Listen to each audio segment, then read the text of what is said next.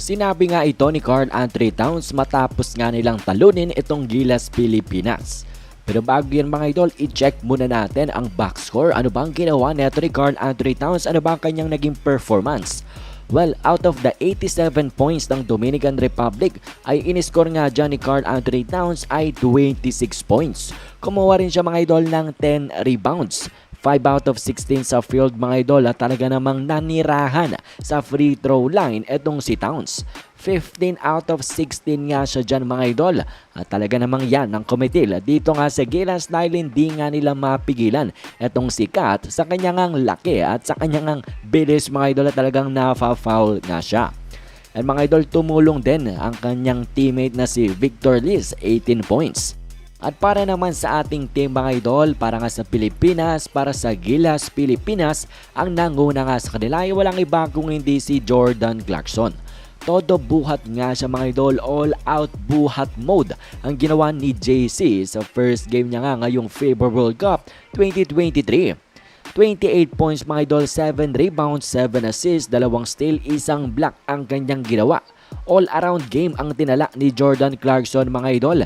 Talagang minalas nga lang at na-fouled out nga in the fourth quarter kung saan dun pa man siya kinakailangan ng kanyang team. Well mga idol, si Jordan Clarkson nga ay 9 out of 24 sa field and 9 out of 11 sa kanyang mga free throws. So sayang nga naman talaga mga idol, nakapanghinayang. Paano kaya kung si Jordan ay nandun pa sa fourth quarter in the last minutes? Baka manalo nga tayo dito mga idol sa Dominican Republic dahil siya ang tanghi nating opensa.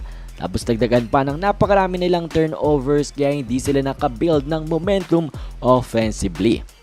Pero anyways mga idol, ngayon ay pag-usapan na nga natin ang mga nabanggit, ang mga nasambit ni Carl Anthony Towns matapos nga ng panalo nila laban dito sa Gilas. Well, natanong nga siya ano ba daw ang kanyang pakiramdam sa kanilang pagkapanalo ngayon dito nga sa Manila, dito sa Pilipinas.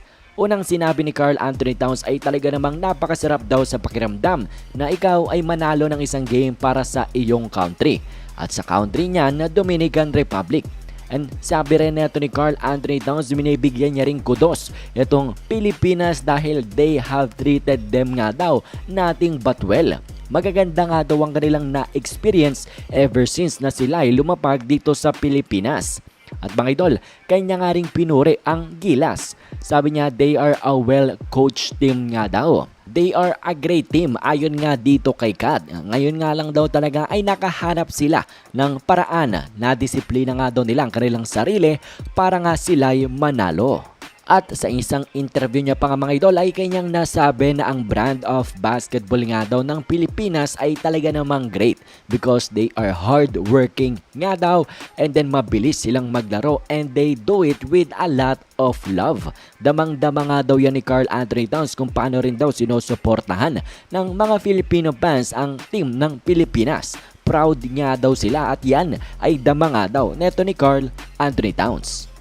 Yan mga idol ang mga nasabi ni Kat matapos nga nilang talunin itong Team Philippines, itong Gilas Pilipinas sa first game nga nila sa FIBA World Cup 2023. Anong masasabi nyo dito mga idol? Komento nyo lamang ang inyong mga opinyon.